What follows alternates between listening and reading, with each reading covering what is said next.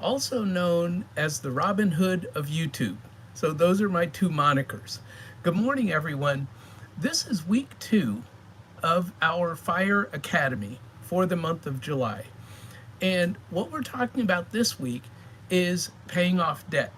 So if you want to get into the debt payoff movement, and that means money no matter what you owe, no matter where it is. If you want to get into the debt payoff movement, this is your week to jump in. And then keep in mind that in week 3, we're going to talk about investing so that you build assets. Also, in week 4, we're going to talk about how you get to a point where your assets pay for your liabilities, because that's ultimately the freedom that we want, which is we have enough assets that they work harder than we can and they pay for our liabilities. So I'm just going to give a couple of quick shout outs in the chat and then I'm going to get started. So Andy and Wayne were here from the beginning. They're always here before I even start, which encourages me. Julie from Happy on Monday is here. Good morning, Julie. Let's see. So Wayne was asking me just before we started how many watch hours I have, and I added them up fairly quickly, which sort of made me start late. But anyway, I'm always doing something at the very last second. So anyway, this week I tried to get everything done ahead of time so that I'm not doing everything at the very last second. And this sort of goes into the debt payoff. This connects with that. So I have 1,863 watch hours. Now that's for the last 365 days. I'm expecting it to increase because I did not realize until yesterday that I have 1,483 subscribers, something like that. So it's a lot more than 1,000 is my point. So I think the more subscribers I get, now I have a lot more live watch hours than I have video watch hours.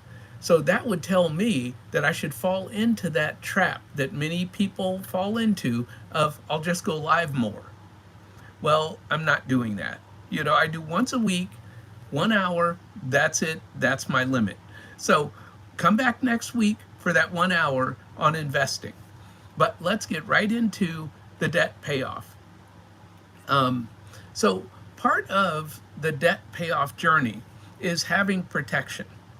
And when I say having protection, that means having enough in your emergency fund or your baby emergency fund, however you want to say it, to just cover your deductibles in case something happens. Let's say you have a car accident and you have a deductible on your car insurance. Have enough to cover a tire that may go bad, just in the beginning.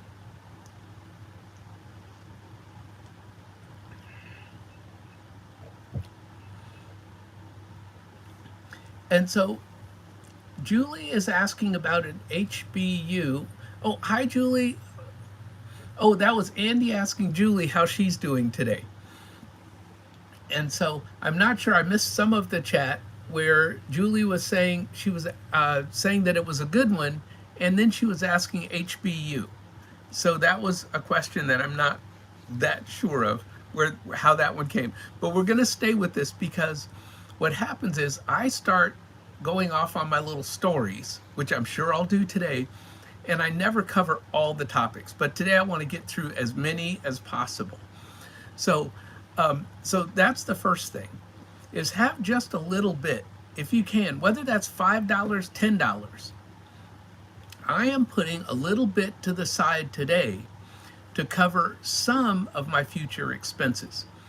And we'll go into a side story before we even get started.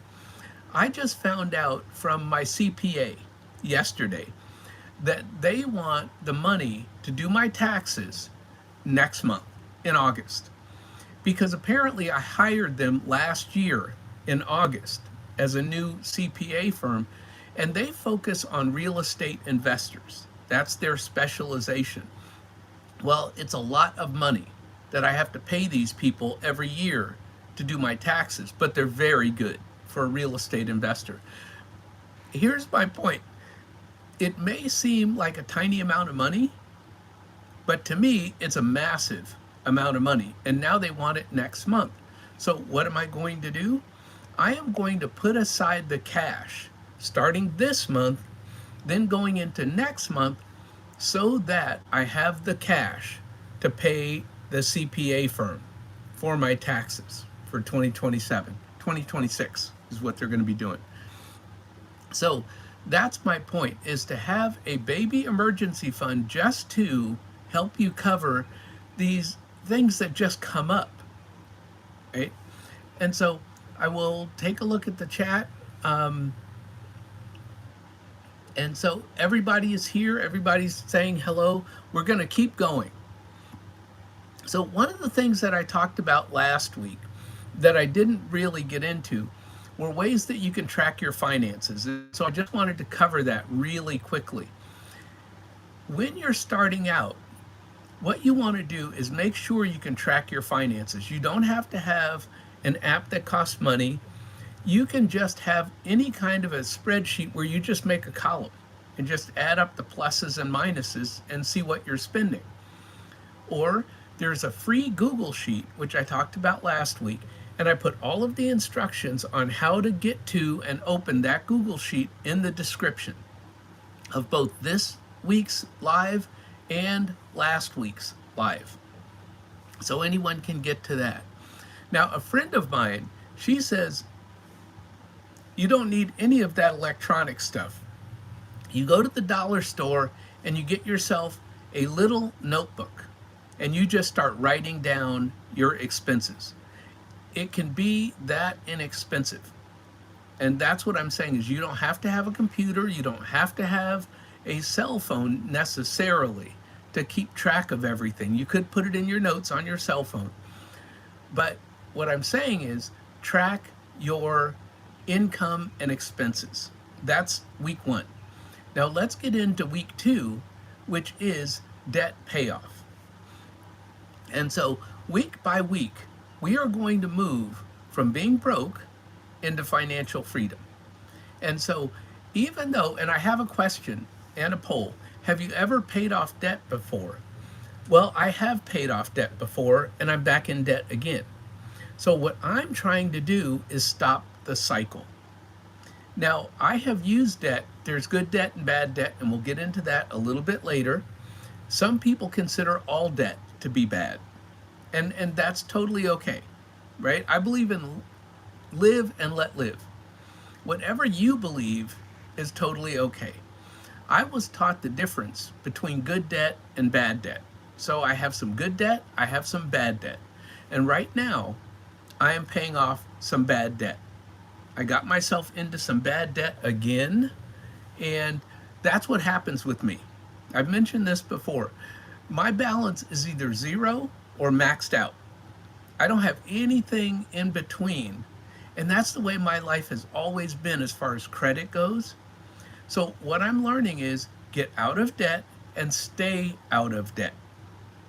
And I've tried it before, and I can last maybe 6 months being debt free.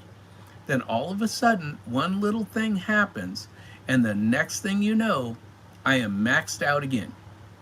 And then I dig my way out. I cannot say how many times I have done this cycle of becoming debt free and then maxing out all of my credit and then becoming debt free again. So this is our last time.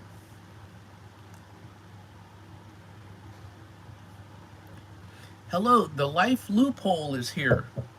Thank you for being here. Christiana is here. Good morning, Christiana. The hen house is here. And I see somebody said hi to Lisa J. Stocks. So Lisa J. Stocks is here. Thank you all for your support. So we are going to get right into this, which is, what if I told you that most people stay in debt? Now, I've told you about my cycle of get in debt, get out of debt, get in debt, get out of debt. What if I told you that most people stay in debt for way too long? I don't. However, what I'm doing differently this time is what I normally do is I do the Dave Ramsey thing, and I was doing this before I ever heard of him, which is scorched earth. I take every penny I have, I throw it at my debt, and I get out of debt. right? But then I did not save an emergency fund. Never done that. So when the next emergency comes up, for example, like having to pay my CPA next month, which I was not expecting until yesterday, then I now have to go back into debt to pay that. So what I'm going to do is I'm going to figure out how to cash flow it. So my first part of getting out of debt is do not debt. Do not go any deeper in debt, no matter what. No matter what comes up, no matter what happens, I am not going deeper in debt. And I hope that you see that every month in my end of month financial recap, because that is my goal. Stop digging. And for me, that's the first step, is stop digging. And so can I cash flow everything every single month and pay off debt and put more money into an emergency fund? I don't know, but that's my goal. But that's where I'm starting with this. And Christiana is asking, why do I think that I go back into debt? And what it is for me is I think I'll just use this little bit, right? And this is a myth that I tell myself. I will just use this little bit of debt. We'll take an example. Car tires. Car tires cost me, oh God, $1,800, $2,000. I have these, expensive car tires that I like. They're called quiet tires or whatever. But I say, I can put this on my credit card at the car tire oil change place, and I will pay it off this month because I have paychecks coming in. Well, I put it on my card, and the next thing you know, something else comes up. And I'm only able to pay off half of the tires that month. Well, next month, something else comes up. And again, my pattern is enough things happen, life just keeps happening, that the credit card goes from $600 to $1,000 to $2,000, and then I got to put an airplane ticket on there, $4,000. And I'm trying to pay it off every month, but every other month something else comes up. And that's how I end up maxing out my credit card. It like happens. And so my difference is I've never had the emergency fund, or we call it prudent reserve. I've never had the prudent reserve, the cash buffer, to pay for these expenses, one, before they show up, so that I'm not going from crisis to crisis. That's the difference. Today, I'm building an emergency fund alongside paying off my debts. And so that's what I'm suggesting, is make sure you start with a small cash buffer and then build that over time. Now, will I have enough cash to cover everything in the year of 2026? I don't think so. It may take me into 2027, but here's the point, I'm starting. So start small, right? And so that's what Lisa J. Stock says. Just start. Start with the little bit that you have. And so it's better to start now than to wait until you can start big. That's what Lisa says. And I remember she said that last week, and I said, I have to remember that to use in my life. And Christiana is saying, I'm in a similar place. I guess I'm not in credit card debt right now, but I don't have a significant prudent reserve now. And it's hard. It's challenging, as she said. I am trying to build, because I'm being taught prudent reserve, and so that's interchangeable with emergency fund if you want. But what I'm doing is I'm putting money aside for future expenses. Yes, I'm at the very beginning, and no, I don't have enough money for everything I'm going to need in the future. But if I keep whittling away at it, I will get there. I will get there eventually. And when I do that, just like cash flowing this unplanned expense, because in the past, I just put that expense on my credit card, and that's how they end up being maxed out. And then I say, well, I'll get around to paying off the CPA by September or by October. And in December, I now have a maxed out or 90% maxed out credit card. So everybody, excuse me for 2 seconds. I'll be right back.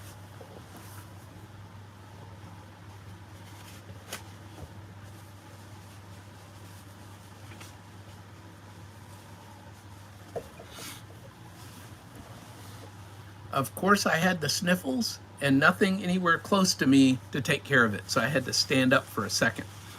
So let's get into this. One of the things that you want to come up with is a personalized debt payoff plan that works for you, right?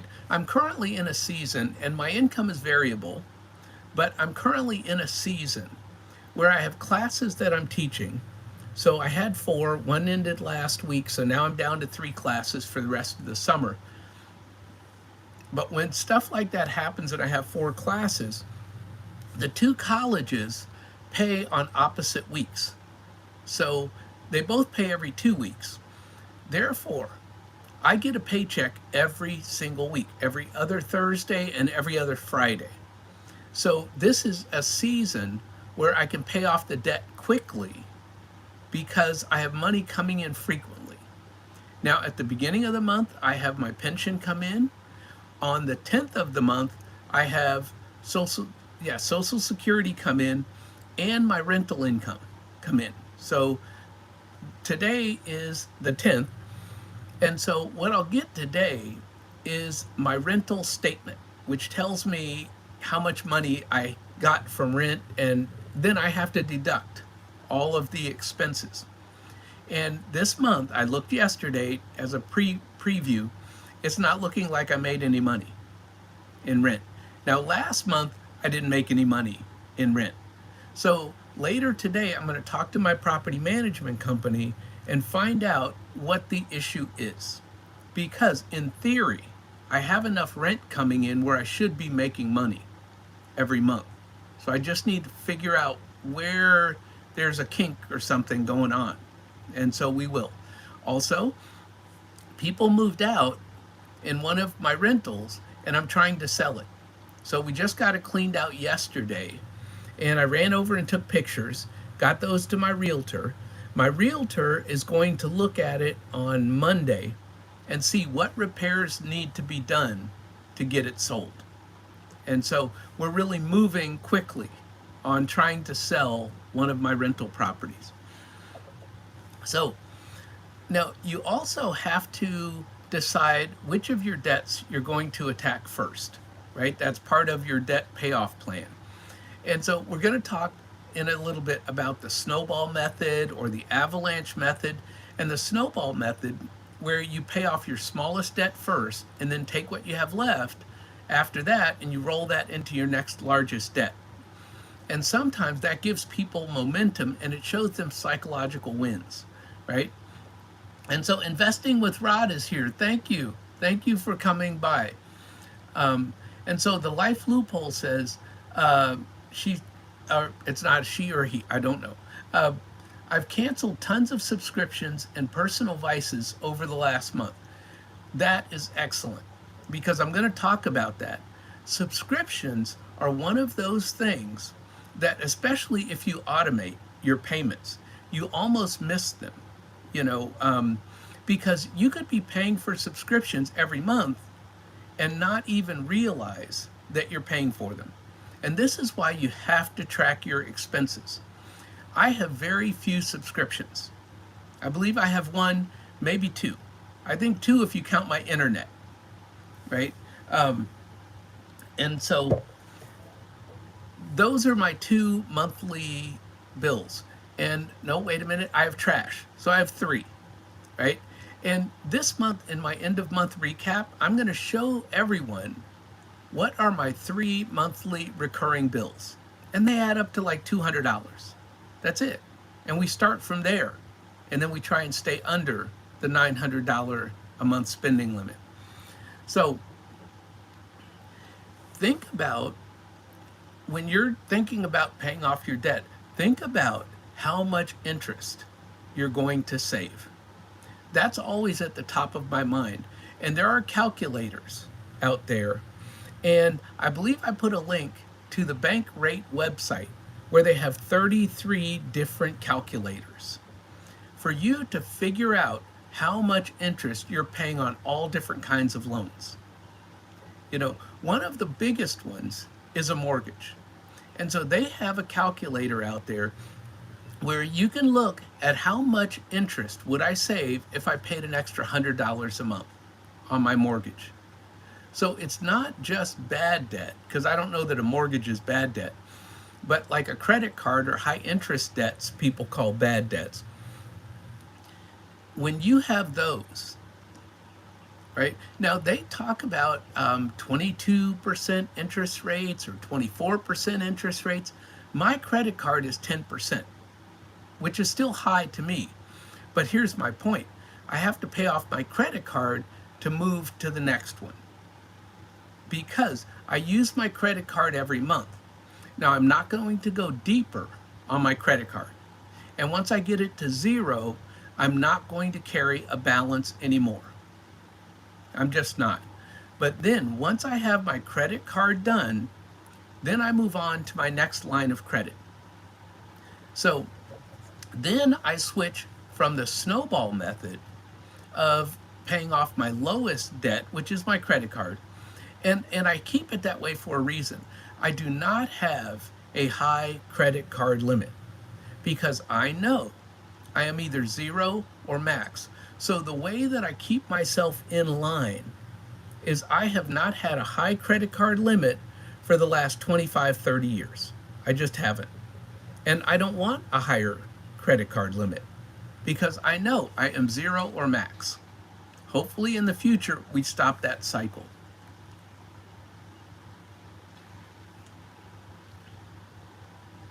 Yes, Christiana, my credit card is 10%. It's with my credit union that I've had for 25 years or more. A long time ago, okay, side trip everybody. We're not even getting to all of our topics, but we're gonna work our way through that because we're only 22 minutes in, so I can do this. I can do this. Many years ago, I lived in Vermont and I had my first duplex. And what I did was I fixed up the duplex myself because I had no money to pay a contractor and it was in very bad shape. But what it needed a roof, and the roof was sagging in the middle, okay? So I moved into the place, so it was my primary residence. So I got it for very little amount down. Well, I maxed out my credit card to pay the contractor to raise the middle of the building and then put a new roof on the building.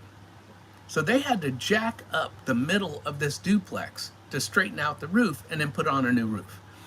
Well, I started opening up other credit cards and doing balance transfers while I was fixing up this building.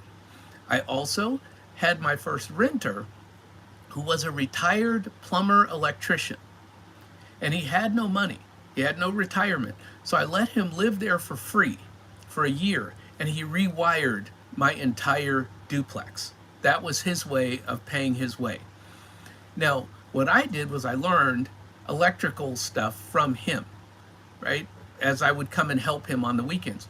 But I also hand painted this big, huge duplex. It took me all summer to get out there every single day. After school, I'd be out there painting this thing all night Friday night, all night Saturday night with a spotlight on this duplex, painting, hand painting this duplex. I get that done and I went to the bank and I said, I've raised the value of the duplex. I need a cash out to pay for these credit cards because I kept doing balance transfers. So let's just say I had 3 credit cards or 5 credit cards. I can't really remember, but I had a bunch. I had a bunch of credit cards. The credit union said, we will give you the cash out refi, but we're going to pay off these cards and we're going to give you our credit card. And I've had that one credit card from that credit union all these years. And I started out with a very low balance on that one credit card, and they've raised it a little bit over the years just so I could pay for airplane tickets. So there's your story of me and my 10% credit card that I've had for at least 25 years. So think about how debt steals your future options. Because I was in debt, I had to stay at my toxic job. I owed on my car, I owed on my duplex, I owed on my motorcycle, and I was living in a condo by now. So I had all of these different debts. I can't quit my job. Even though they treated me horribly, I was locked in and I had to figure out something else. And let's talk about that. Let's talk about side hustles.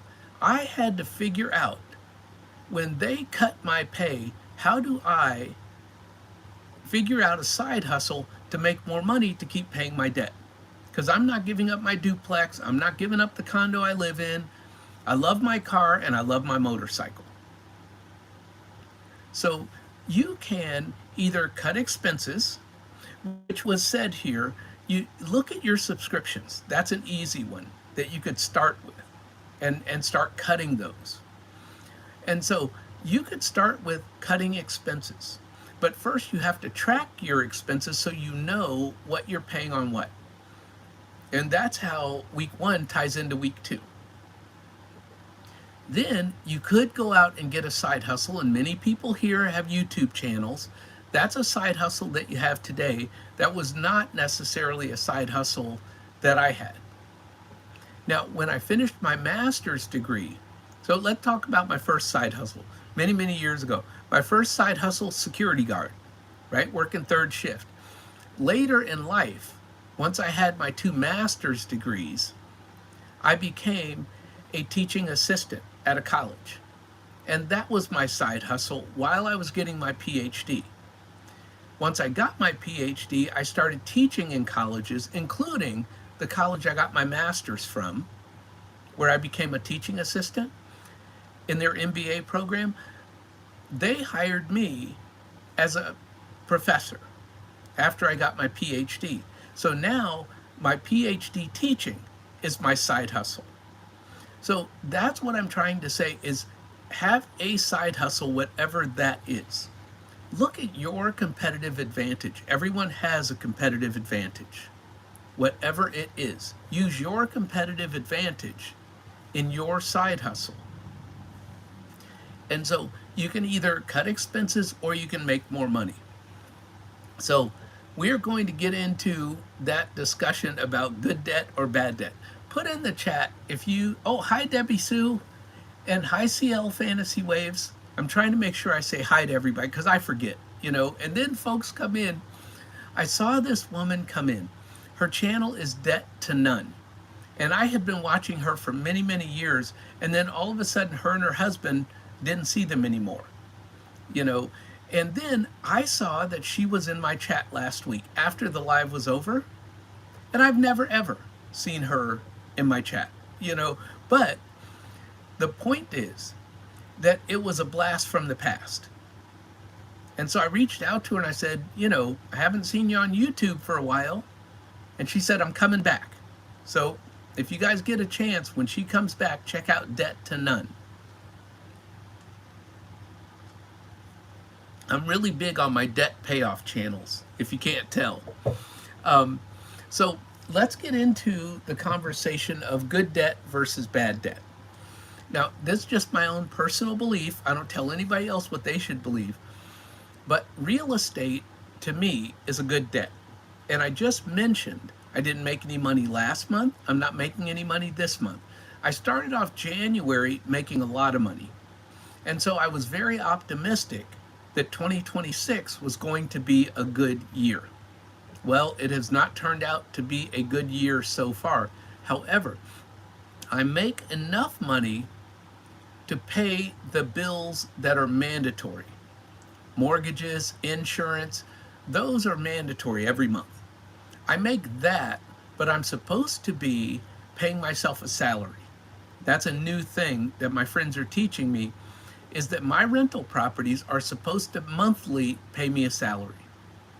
And so one of the ways that I can increase my monthly income is to pay off some rentals and have fewer debts, because I can take some of the cash that I make from the sale and pay down other rentals.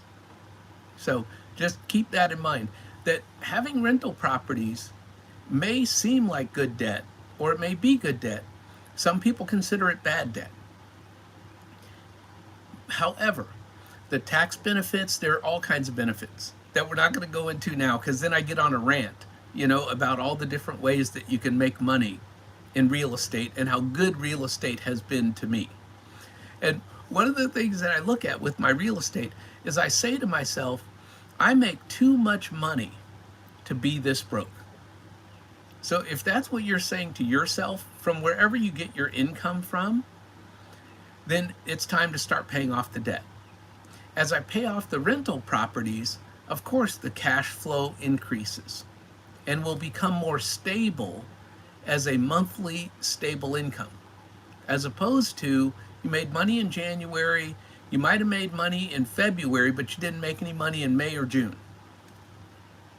And so, but that's rental properties. And I'm going to talk to my property manager later today, and we're going to come up with a strategy so that I am more profitable on a regular basis. We're talking monthly. So, and Christiana says that she agrees with good debt versus bad debt, but physical real estate does not work right now. And it doesn't work for everybody.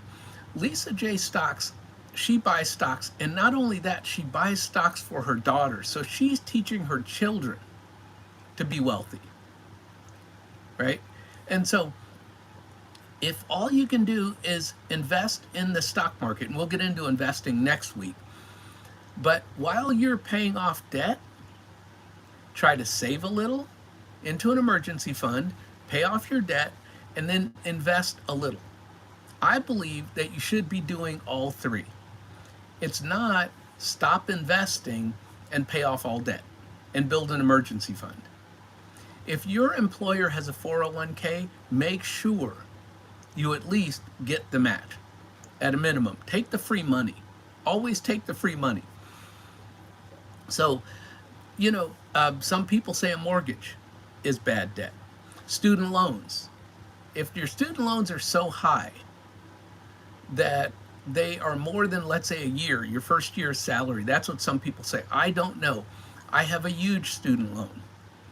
I've worked for the public service for the 10 years to get the loan forgiveness. However, the government is now being slow with loan forgiveness. And so just a couple days ago, there was an article in Forbes that said that this one group is suing the Department of Education because there are 1.5 million people waiting for student loan forgiveness. So I am not by myself in being at the point of getting student loan forgiveness. However, it's up to the government's time frame.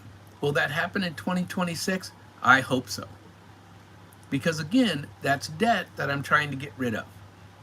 And so I've met the requirements, but me and 1.5 million other people are just waiting.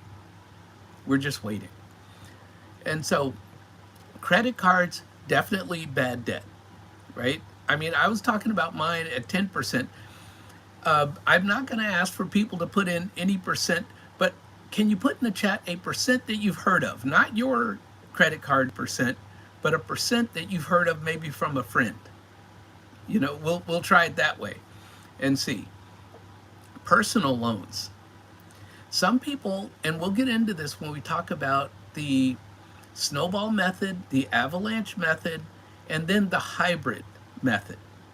So the Snowball method, right? We're paying the smallest debt off first and then rolling that into the next debt, which will speed things up. And that's what I'm going to do.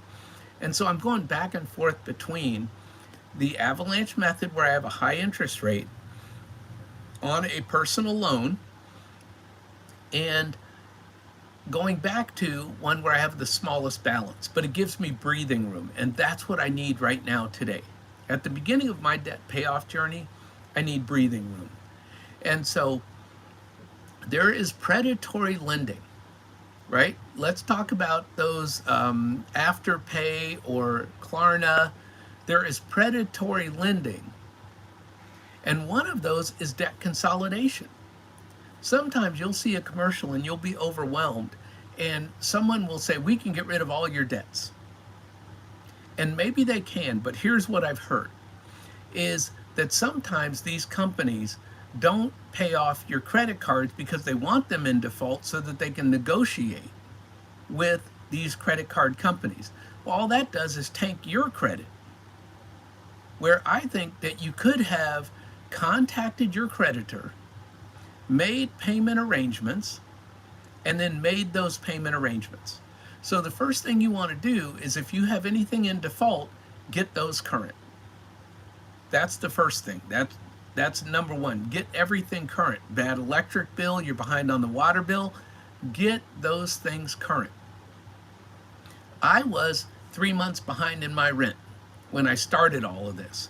So I had to get that rent current so that he would not evict me, because I had a 3-day eviction notice on my door.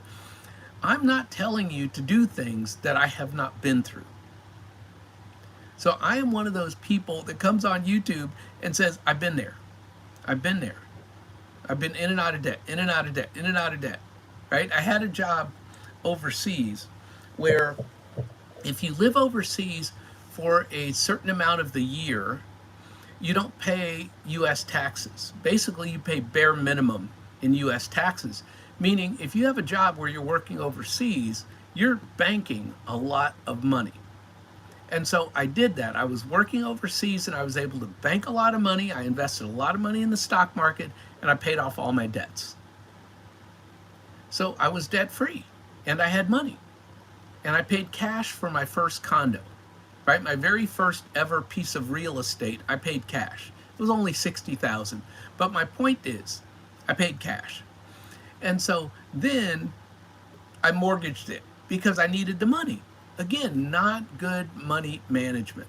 So I've been on the good side, I've been on the bad side.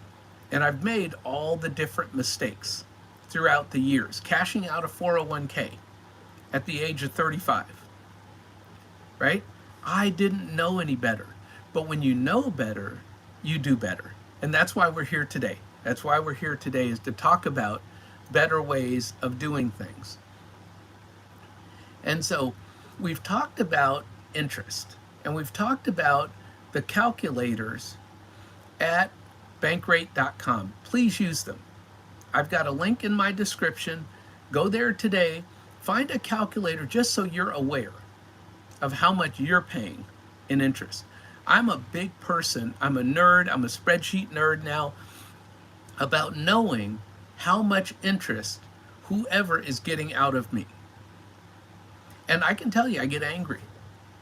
If you get mad at the amount of money you're giving away, whether it's on your mortgage or whether it's on a credit card, maybe that will get you to the point where you say, you know what, we're not doing this anymore. And I can tell you, for my retirement home, right? I was moving from Maryland to Alabama, and the bank said, we're not going to loan you the money. And I said, but I have plenty of money in retirement accounts, and I've got money over here. They said, no, we're not going to loan you the money because you don't have any steady income. I said, but I work at all these different colleges. Well, that's not steady, guaranteed income. So they wanted 45% down on my retirement home in order to give me the loan. And then it had to be through their commercial department, which was at a higher interest rate than their residential department. So what did I do? I pulled the money from my retirement accounts and I gave them 45% down. But I was hot, okay? I'm gonna be honest. I'm not spiritual in this aspect. I was hot. When it came time for us to refinance to the residential side, and they said, hey, you got all this equity in your retirement home, do you want that money back? I said, absolutely not. I've already paid it to you. So now I have very low payments. And this is one of those things going into retirement. You can either pay off your home. Julie at Happy on Monday, she's paid off her home. Or you can have so much equity in your retirement home that you have very low payments every month, which makes it very manageable. So think about the interest. Now, also along this line, if you pay extra on the interest on a very low mortgage, it cuts years off of the interest payments. And what did I do? I went to bankrate.com and I figured out how much I had to pay extra to get it from the low interest rate below 3% down to 0%. So the bank gets nothing. Okay, that's me. That's me. I'm petty. And I'm hot because of what this bank did to me. So I was determined that from this point forward, the bank gets 0% because they pushed me into all these loans. So get mad, okay? Get mad at your debt and say, I'm going to pay this off and we're not doing this anymore. That's my side trip story, and that's the reason for that story. Hi, Marlene. I see Marlene is here, and Okie from Okie's Eden, Jason from Okie's Eden is here. Thank you, Jason. And so, okay, so we talked about the debt snowball, right? Of paying off that smallest bill first. And that's a good way to start, because if you can just have a quick win, it will at least give you some momentum. And so I've only started in June, so I'm only in my second month of debt payoff, and already the train is leaving the station and the momentum is building. So that's there. Now, the Avalanche method, some people choose that because mathematically you're saving more money by paying off the debt with the highest interest rate first. So do you want the psychological win, or do you want the financial win? That's an individual decision. So put in the chat whether you would do the snowball or the avalanche method. Now, I'm going to talk now about the hybrid method, because many people don't talk about this one. They talk about avalanche, they talk about snowball. The hybrid method, which is what I'm doing, is a mix of the two. I'm switching back and forth between the snowball and the avalanche. So after the snowball, I'm moving to the avalanche for the next debt, the one with the highest interest rate. And we're going to knock that one out. Also, keep in mind, when I'm talking about debt payoff, I'm also talking about building an emergency fund or a prudent reserve. We're also talking about investing. So this is a three-prong attack, is what it is. But the first thing that you need is breathing room. And that's what I'm getting right now in the first couple months of this debt payoff, journey, is I'm getting breathing room. So that if I have to go down to just making the minimum payments, because I need to cash flow something, for example, next month with my CPA, if I have to go down to just the minimum payments for a month so that I can cash flow something and not go deeper in debt. Remember, that's our goal. Don't dig any deeper. And that's where I'm at right now. Some months that may be the best I can do. So the hybrid method is, let's just say that you have a loan with a family member. That's a good example. And you don't like Thanksgiving dinner, right? Because Thanksgiving dinner tastes differently when you owe somebody across the table some money. So you're saying to yourself, yes, I have the snowball method, which is my smallest debt, and yes, I have the avalanche method, which is the highest interest rate, but I have this emotional debt to my parents or to my siblings, and I need to get them paid and get them their money back. Maybe they need that money right now. So now that's a hybrid method where you may have an emotional debt that you really want to pay. And the hen house says, I'm looking to recast my mortgage for a smaller payment. Let's talk about recasting, because I'm glad that the hen house brought that up. I talked to someone recently, and I just learned about recasting a year ago on YouTube. But I talked to someone recently about calling their mortgage company and seeing if what they can do is recast the mortgage, which is you pay a chunk of money, and we'll just make up a number, $10,000 at a minimum.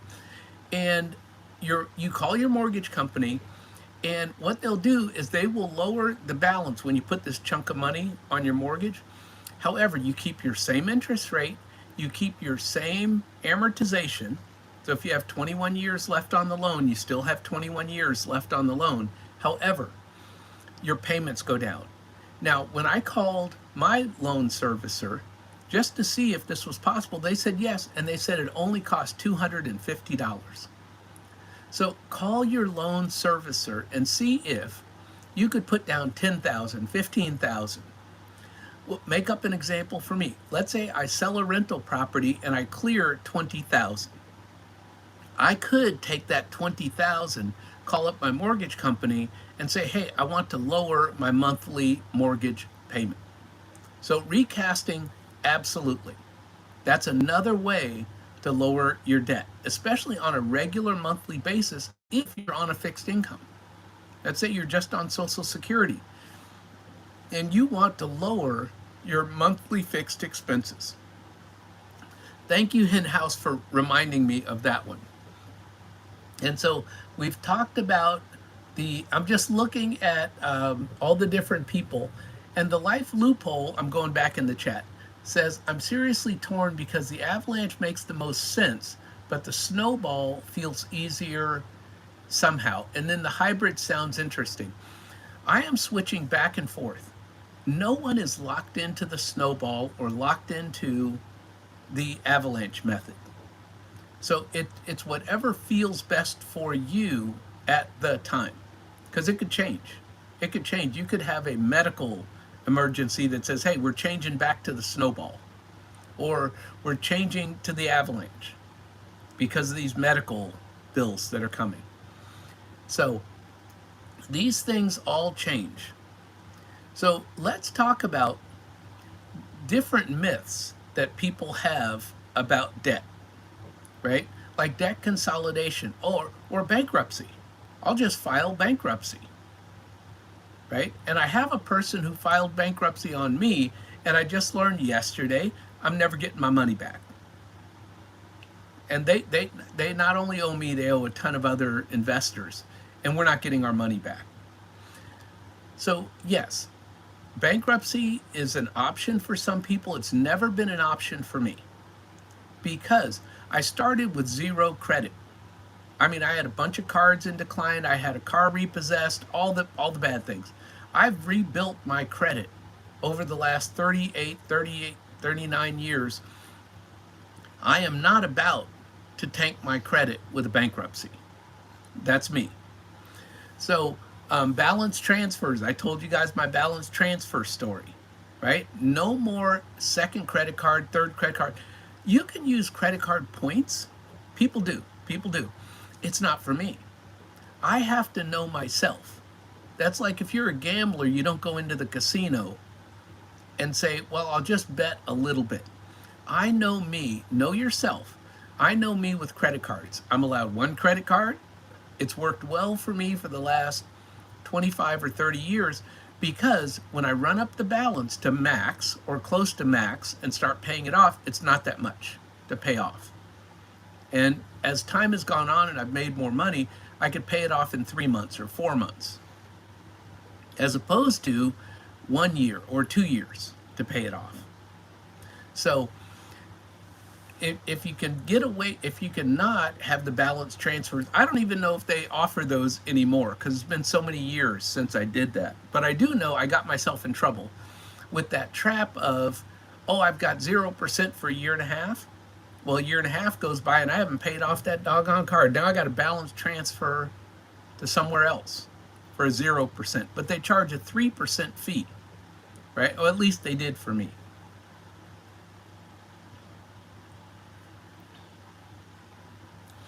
And so thank you, Debbie Sue. Debbie Sue's channel, if you guys don't know, she's a super supporter of us small YouTube channels. So please go over and support Debbie Sue. And anybody that you see in the chat, please go support them. And I'm taking 2 seconds to stop. Let me see how this goes. Dum dum dum dum dum. Hold on. I'm getting here.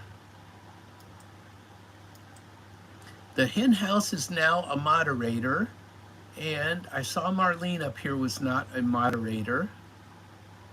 So Marlene says, as I'm making her a standard moderator, is that she did the Snowball first and then the Avalanche. And that's what I'm doing because I need breathing room in the beginning.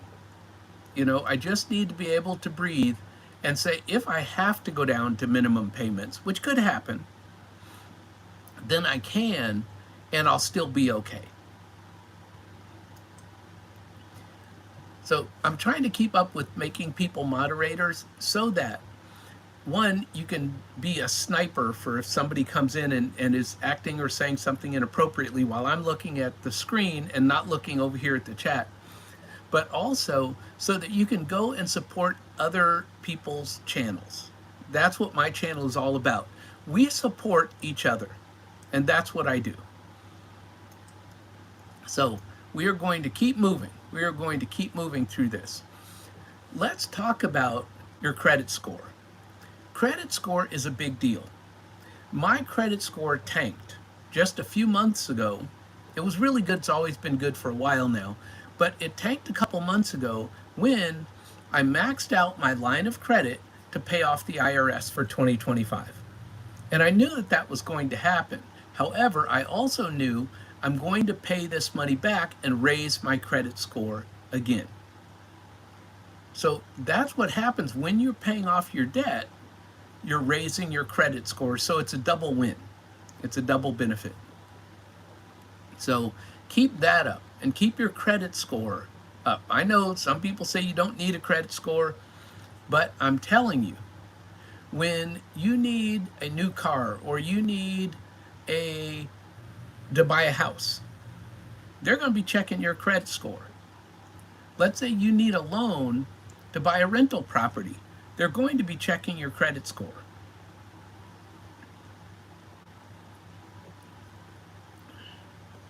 And I need to scroll down in the chat because my chat stopped moving. There we go. Okay.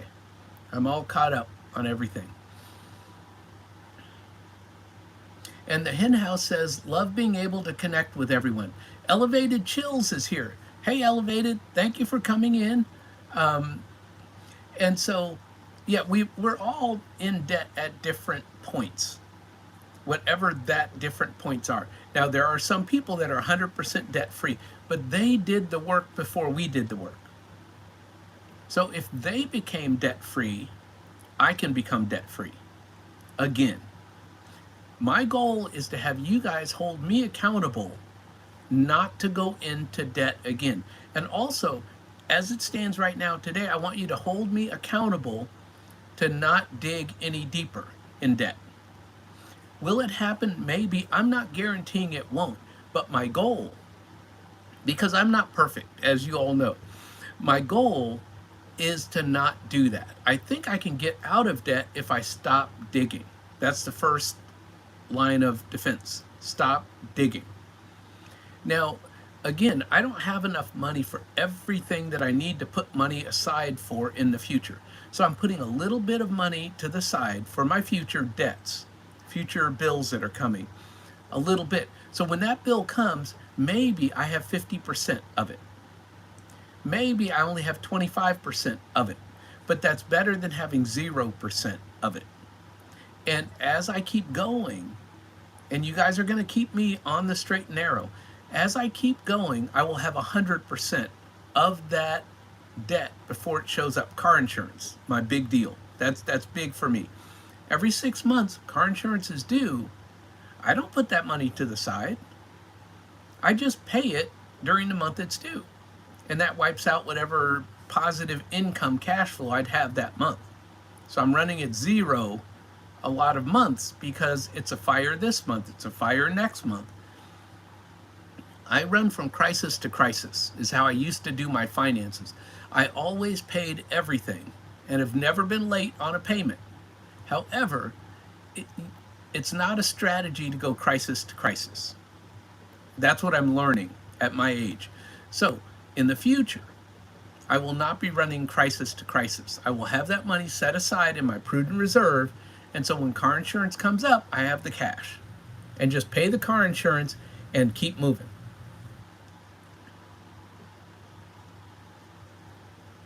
So as we get into this, now we've talked about lowering your expenses or increasing your income. Those are our two options here. And what I've done over the years is I tend to multiply my income. I keep increasing my income. The problem is, now let's look at this realistically. I keep increasing my income, but I keep going back into debt.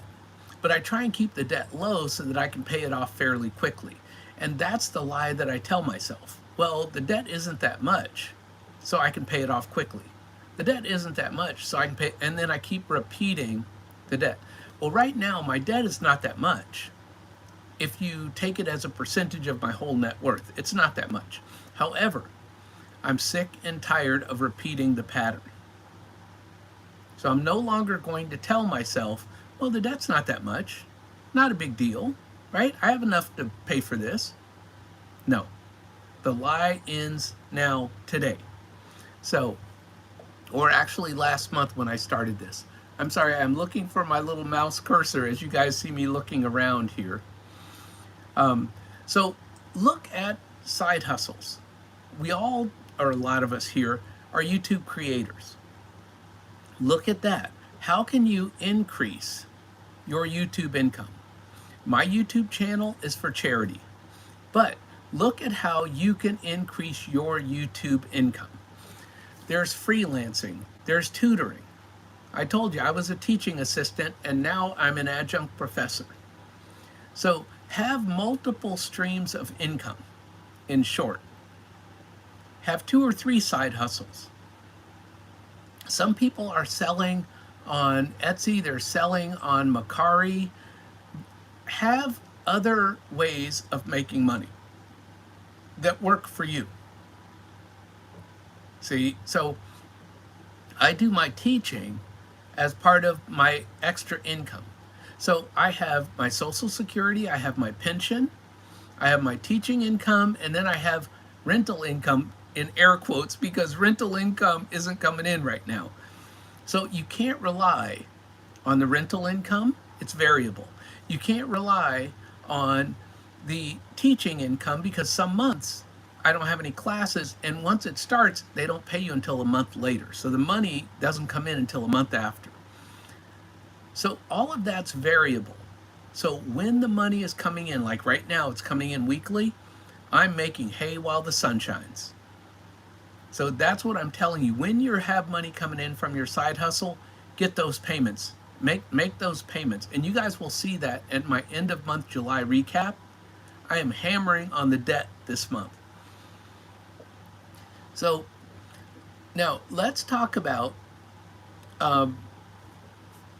why strategy is better than just paying off debts without a strategy.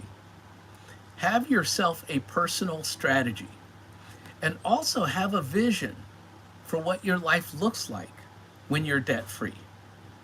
So my strategy is first get breathing room so that if I have to make minimum payments, I'm still okay. One of my debts, which I'm going to attack with the Avalanche method next, they have a $1,500 a month payment. I don't care what your balance is. All my other debts go down each month. The payment goes down every month that you pay on them, which makes them a little bit easier and a little bit easier. But I have one, it's $1,500 a month. I don't care if you owe $1,400. Minimum payment is that whole $1,400. Well, that's making me mad. And what my friends told me, even though I've had that for, again, 25 years, they said, Daryl, once you paid that line of credit off, close that account. You hate it. You almost never use it. You should have that money in an emergency fund. So I have a vision for my future, which is to have an emergency fund that covers that line of credit. So I don't need that. I think it's 12.5%, could be higher. but it's higher than my credit card. But I don't need that with that $1,500 a month payment. That's a big chunk out of me every month that has to be made. The other one's $300, $600. When you have a huge chunk and all you have for stable income is pension and Social Security,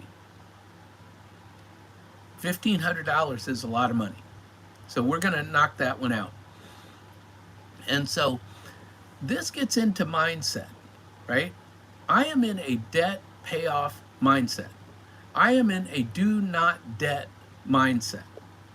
And that's what I'm saying to you is get yourself into a mindset of if you're old and you saw that thing where the guy said, I'm mad as all get out and I'm not going to take it anymore. That's the mindset to have when you're going through your debt payoff journey. So get mad, get angry, and have accountability buddies. Like I have you guys. And I've asked everyone to email me. My email is in my channel description, even though YouTube makes it hard to find. It's in the channel description. There's a little email thing under contact me. I'm looking for accountability buddies. I have a few. I have some in my real life and I have a couple on YouTube, but I need people to hold me accountable. And I watch all of your channels to keep me focused. And so even though I've spent very little in the month of July, there's a lot more month left to go. So we are going to keep on this, and then we're going to go into August, and we're going to do the same thing. So I need you all to hold me accountable. Our hour is up, and we have talked about getting serious about paying off your debt. And so that's where I'm at. I hope that everyone here will come back next week for the investing part, because as you're paying off your debt, as your debts go down, your investing increases. See, so they sort of do a shift there, and then we get into investing. When I'm debt free, I take 100% of my teaching income, which is now going to debt payment, and I invest 100% of my teaching income into a Roth retirement account at the college. And that's why my retirement account has grown so much over the years. And as soon as I'm debt free again, I will continue putting money into my retirement accounts at the colleges and building Roth assets. So that's my vision for when I'm debt free. Have a vision. So I want to thank everybody for coming.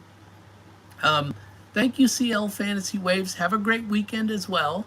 And I will come back next week, and we're going to get into the investing part, which again, you can start now while you're in the debt payoff mode. So start building that investing muscle. And the Hen House says, don't forget to turn off your poll question. Thank you, Hen House. I had forgotten to turn off my poll question. And let's see the poll results, because I'm seeing it. And thank you, because I've asked everybody. Hi, Rhonda. I see that you're here. And I'm saying hi this week. Okay, we're going to end the poll. I have asked you guys to help me with this because, of course, I always forget to end the poll before the live ends, because I'm like, I got to get off, and I panic. And so we have 88%. Have you ever paid off an entire debt before? So 88% of us have done this. And 12% say that they have not done this. Well, it's time for the 12% to join the 88%, but I'm in the 88%. The problem is I keep going back and doing it again. So I want you to think about that during this week. How many times have you paid off debt before and gone back into debt again later because of an emergency or anything else? So these are our thoughts for this week. But next week, we're going to get into investing. And we're going to start building assets that eventually will pay for your liabilities. I'll tell you how I did it. I'll tell you how you can do it. And again, we're all going to hold each other accountable to not only invest for ourselves, but like Lisa J. Stock says, invest for our children and teach our children how to invest. And in my case, our grandchildren. We want to pass on this wealth knowledge to our family. Thank you all for being here this week, and remember, never let your past determine your future. Bye, everybody. Have a great weekend.